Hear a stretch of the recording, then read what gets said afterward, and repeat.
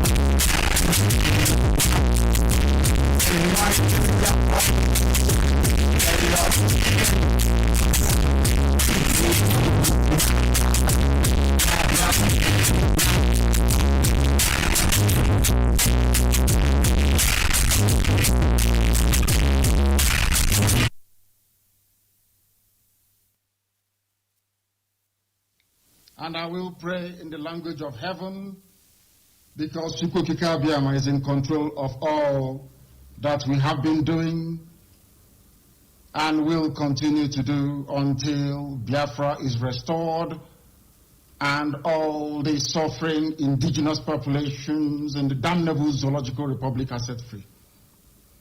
Chineke nna nke pụrụ ihe niile Chukwukika Abiyama onye na-efuwe n'aja aha nsọ ya mma mgbe niile. Onye ọbụla na ya na-achị eluigwe n'ụwa na-agba akaebe ịhụnanya gị na ebere gị amara gị n'ọmịiko gị ebe ndị gị na-eze ebede ngọzi. Anyị wee na-etoghị agbanyeghị atụmatụ ọjọọ niile nke ndị iro iwe enye anyị ndụ ala nke dị n'uwere n'ụbọchị nke taa. Anyị wee na-asị na ịja mma niile oto niile dịrị aha nsọ gị. Onye ọ bụ naanị aka ike niile na ọ gbadara aka ya. Anyị wee na-akpọku gị na-asị gị na nke ọma ma anyị ga-ekele gị, nke ọjọọ ma anyị kelee gị. Anyị wee na-aja gị mma, wee na-eto gị, wee na-asọpụrụ gị n'isi ụmụ gị niile bụ ndị ikwu ndị wee ezu oku mgbe a kpọrọ ha ka ha wee chekwaa ala nsọ gị bụ Biafra onye nwe m na Chineke na ihe n'ikwere anyị nkwa na o mekataghị ka ndị iro wee were ala nsọ Biafra onye nwe m na Chineke na nke bi n'igwe. Agbanyeghị atụmatụ ọjọọ niile nke ndị iro ma ndị na-agba mgbagba ebe niile dị iche iche onye nwe m na Chineke nna ihere bụ nke ndị dị etu a n'ụbọchị nke taa. Anyị wee na-eto gị, wee na-asị onye nwe anyị na Chineke nna nke pụrụ m ihe niile, onye ọ bụ naanị ya na-azọpụta, onye ọ bụ naanị ya bụ okwu ya niile bụ ihe na amen. Anyị wee na-asị ezi ebube dị ngọzi na ọtụtụ na ịja mma na nsọpụrụ site n'ebighị ebi ma ruo n'ebighị ebi. Ise ise ise. Good evening, great Biafrans. Happy Sunday to all of you. Good evening from that is the time of Biafra, but understanding and recognizing that we are all over the world, I greet you depending on your time zone. Good morning, good afternoon, and good evening. Welcome to Radio Biafra. This is Motherland. Today is Sunday, the 25th day of June 2023. My name is Mazi Sochima Mbanali, and I am coming to you live from Radio Biafra, London. The time now is 16 minutes past the hour of 5 in the holy and blessed land of Biafra. Before I proceed, I want to inform you that we are live on various platforms. We are live on Facebook. We are live on various apps. We are also live on our FM. Our FM, the frequency is 102.1 FM. You can also go to our website, which is radiobiafra.co.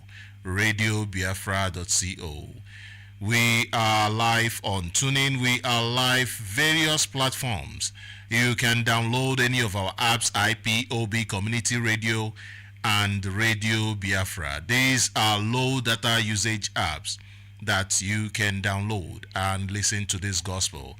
And if you are on Facebook or you want to introduce your friends, your family, your enemies even to this gospel, all you need to do is go to Facebook, and we are live on Radio Biafra on Facebook.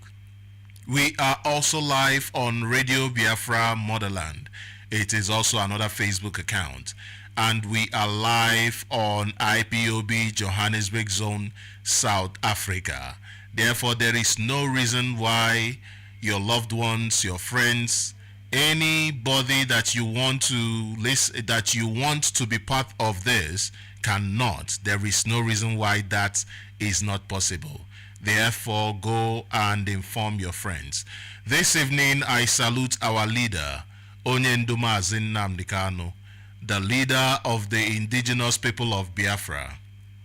Mazi Nnamdi Kanu is at the forefront of this battle for the restoration of Biafra, for the restoration of the dignity of the black man. I also salute the Directorate of States of the Indigenous People of Biafra, led by Mazi Chika Edoziem. I also salute our men and women of Eastern Security Network, gallant men and women. I also salute everyone who is working assiduously towards the restoration of Biafra. Every single person, whether you are a principal servant or not, anyone who is working diligently towards the restoration of the Holy Land of Biafra, I salute you. Before I begin, I want to encourage you to support the Eastern Security Network. The Eastern Security Network was formed in response to the increasing insecurity, to the increasing security threats that faced our people. Security threats faced by our mothers and fathers, our brothers and sisters. The Eastern Security Network, we have seen, we have proof, we know that they are committed to ensuring that the security of our land is not compromised, and that our people living in our land can live in peace. We understand that there cannot be any sort of progress until there is peace. Therefore, Eastern Security Network is very, very vital to our progress. We all agree that the security of our land is of extreme importance, and we must do everything in our power to ensure that our people are safe, to ensure that our people are secured. We must support the Eastern Security Network because the Eastern Security Network is our security. They are the ones responsible for the security of our land. They are the ones responsible for the protection of our people, even those who live there and those who do not live there.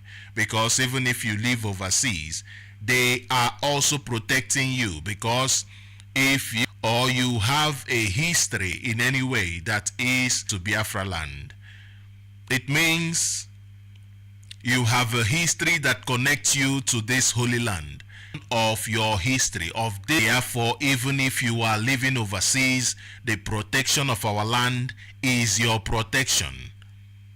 Without our land, we are nobody. The Eastern Security Network is made up of dedicated individuals who are committed to protecting our land. They work tirelessly to monitor the security situation in our land, and they respond quickly to any threats that may arise. We all know how well trained that they are. We all know how well trained, how dedicated they are. It is our responsibility to ensure that they are also well equipped to handle any security challenges that may come their way. We are living in a world where we have seen war break out in different places. We understand the need for us to keep our land safe. Not forgetting that this June makes it exactly 2 years since the Nigeria government abducted Mazi Nnamdi Kanu from Kenya. When the Nigeria government extraordinarily renditioned Mazi Nnamdi Kanu, they broke international laws, they broke even their local laws. And since then, they have continued breaking these laws by keeping Mazi Nnamdi Kanu captive in the dungeon of the Nigeria DSS at Abuja. This is despite different court rulings, including the binding opinion of the United Nations Working Group on Arbitrary Detention, which declared the detention of Mazi Nnamdi Kanu, the incarceration of Mazi Nnamdi Kanu unlawful. They also ordered the Nigeria government to release the leader of the indigenous people of Biafra immediately. But since then, rather than release the leader of the indigenous people of Biafra, the Nigeria government have continued to subject him to all manners of torture, including denying him food. They have denied him medication. They have denied him access to his lawyers. They have denied him access to his personal doctors. This is a crime against humanity. In addition to all of these crimes, the Nigeria government have continued to keep Mazi Nnamdi Kanu in solitary confinement since 2021. Let me remind you that it was on the 19th of June 2021 that the Nigeria government abducted Mazi Nnamdi Kanu and restrained him at a secret location in Kenya. It was at this secret location in Kenya where Mazi Nnamdi Kanu was tortured. He was tortured for 8 days before smuggling him into Nigeria.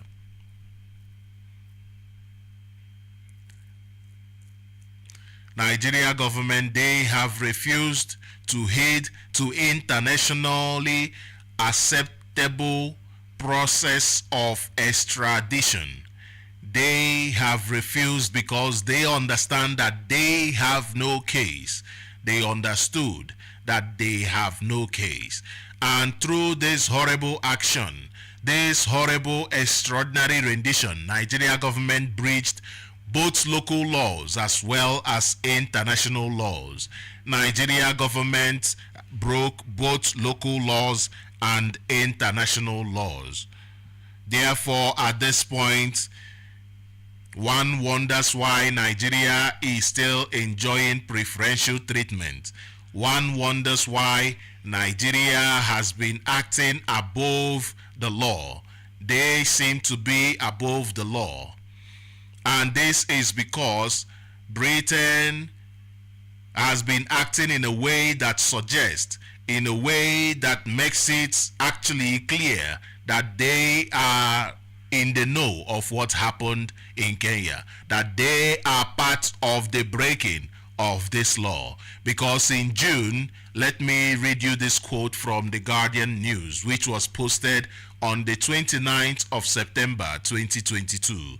And they wrote, in July, the UN Working Group on Arbitrary Detention published an opinion that the father of two had been subject to extraordinary rendition and said he should be released immediately.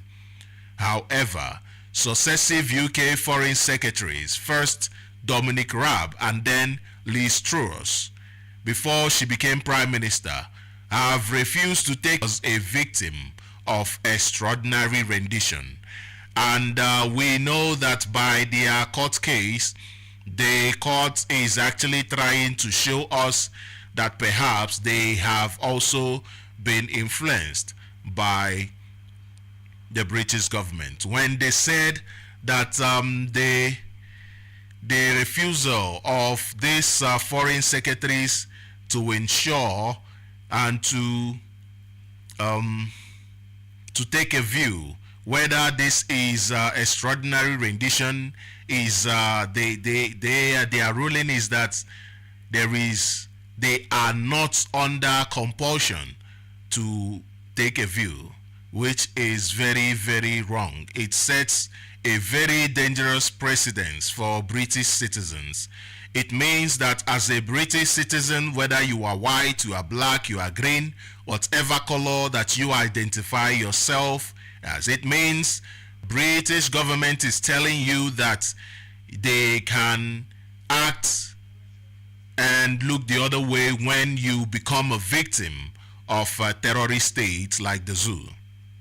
You may recall that the Gestapo Nigeria security forces first abducted Mazi Nnamdi Kanu when he arrived Nigeria in 2015. And just like today, despite court ruling then that Mazi Nnamdi Kanu should be released, the Nigeria government illegally held Mazi Nnamdi Kanu from 2015 until 2017, when they reluctantly released him. After his release in 2017, the Nigerian government still went ahead to use the instrumentality of the state in an attempt to kill him just few days before his court date. This they did in broad daylight. They used the instrumentality of the state, the resources of the people, the tax of Mazi Nnamdi Kanu in order to kill him. Although Mazi Nnamdi Kanu managed to escape, but the Nigerians, at least 27 people, actually, I have a report that on that very fateful day that they killed 38 people in his village. That they killed 38 people in his family home. They even killed family home.